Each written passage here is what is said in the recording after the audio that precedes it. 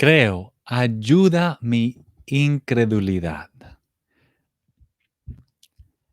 Lucas capítulo 9 detalla la historia de Jesús sanando a un niño que estaba siendo atormentado por un demonio.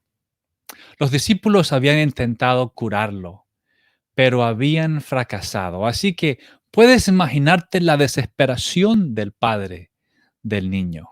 Lo que sigue es el relato de un poderoso intercambio entre el padre del niño y Jesús.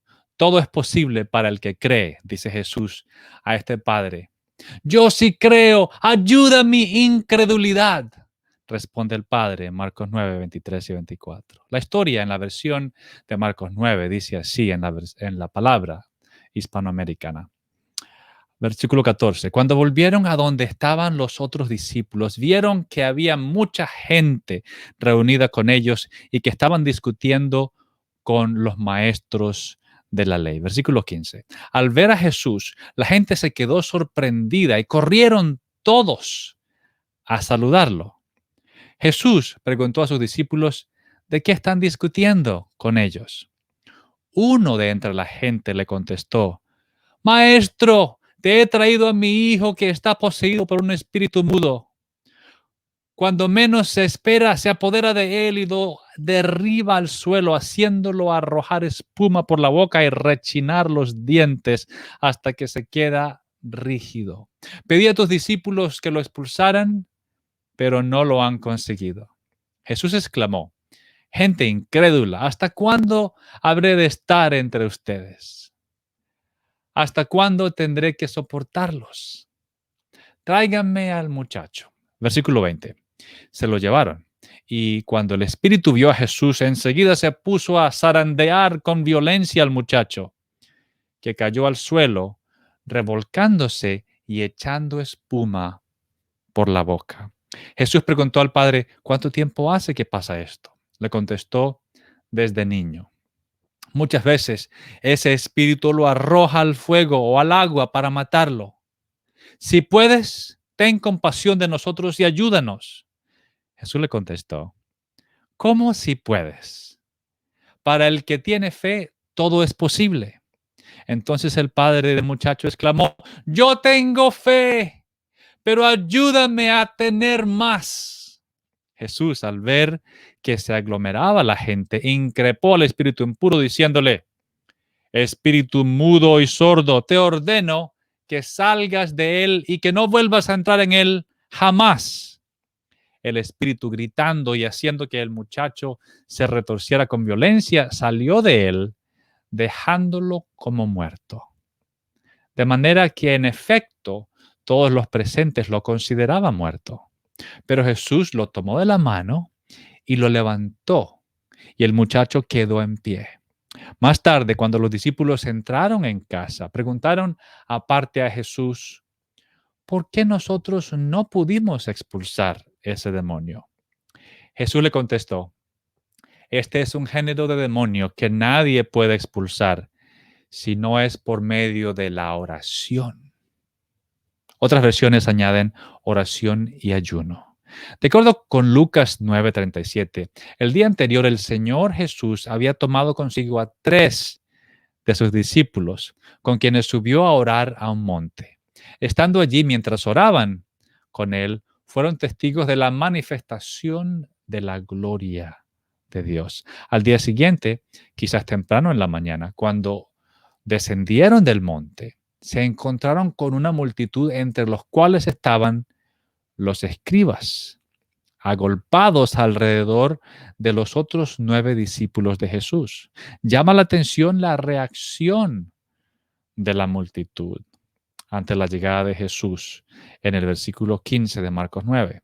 La sola presencia del Señor produce alegría y seguridad en la gente. El asombro proviene de la inesperada aparición de Jesús en el momento de la desconcertante derrota de los discípulos. Lo que captó la atención del Señor fue la discusión que había entre los discípulos y los escribas. Por eso les pregunta, ¿qué están discutiendo con ellos? Marcos 9:16. Por la manera que Jesús plantea esta pregunta, es muy probable que estuviera acompañada del acoso y la burla provocada por los razonamientos de los escribas ante la impotencia de los discípulos para curar al muchacho. Y antes de que se formara otra disputa con Jesús, un hombre se acercó a él para informarle que sus discípulos habían sido incapaces de echar un demonio de su hijo. Lucas 9:38 observa que era su único hijo. Y llama la atención la reprensión de Jesús en el versículo 19 de Marcos 9. 1. Se refiere a ellos como gente sin fe. 2. Gente indiferente y egoísta se fueron a saludar a Jesús y se desentendieron del Padre y su problema. 3. Gente impaciente que querían ver resultados, milagros inmediatos. Jesús entabla la conversación únicamente con el Padre. Sanamente podemos suponer que esta conversación tenía los siguientes propósitos. 1. Enseñarle a los discípulos que aquella discusión era irrelevante. 2. Ayudar al Padre a equilibrar sus sentimientos. 3. Mostrar su interés. 4. Inspirar ánimos y desarrollar la fe tanto en el padre del muchacho, los discípulos, como la gente alrededor. Y tengo 2 observaciones más. Primero, el padre había tenido algo de fe. De otra manera, ni siquiera hubiera llevado a su hijo a Jesús. Segundo, la impotencia de los discípulos y la discusión de ellos con los escribas casi habían apagado esa pequeña llama de fe. En los versículos 22 al 23 de Marcos 9 se encuentra el corazón de esta historia. Jesús dirige su enfoque de la disputa y la impaciencia de su corazón hacia el único camino que puede dar solución a la dificultad, la fe. Las palabras "si puedes hacer algo" son confrontadas con estas otras. Si puedes creer. Jesús repite las palabras del Padre para hacerle ver que la cuestión no es si el propio Jesús puede o no sanar a su hijo, sino si la persona que se le acerca lo hace con fe. La respuesta de este hombre encierra una profunda verdad psicológica y moral. Psicológicamente siente el reproche que Jesús acaba de dirigirle, devolviéndole su "si puedes". Moralmente, al quedar confrontado con su razonamiento, se humilla, declarando que cree y sin embargo confiesa su incredulidad e implora la ayuda del Señor para obtener de él la fe verdadera. Inmediatamente al oír las palabras de Jesús, con lágrimas y con valor, aquel hombre cuyo corazón luchaba con su deseo de confiar, pronunció la declaración más noble que ha sido registrada en la Escritura. Creo, ayuda mi incredulidad. Es una declaración honesta que resume lo que quizás es el gran obstáculo en el crecimiento espiritual. Esta no es una incredulidad negativa y obstinada, sino una debilidad contra la cual nada podía el hombre.